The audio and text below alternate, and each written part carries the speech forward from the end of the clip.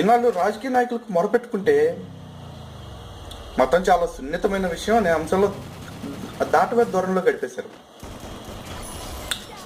హిందూ బంధువులారా, దయచేసి ఒక్కటి మన రాజకీయ నాయకులందరికీ అర్థమయ్యేలా చేద్దాం. మతం సున్నితమైన అంశం కాదు, ఖచ్చితమైన అంశం. ఎందుకంటే స్వతంత్రం వచ్చిన కాడి నుంచి ఈ రోజు వరకు కూడా భారతదేశంలో రాజకీయాలు చాలా వరకు మతం ఆధారంగా నడిచినాయి. ఈ మతం ఆధారంగా జరుగుతున్న రాజకీయ క్రీడల్లో అందరికంటే వెనకబడిపోతుంది హిందువులే.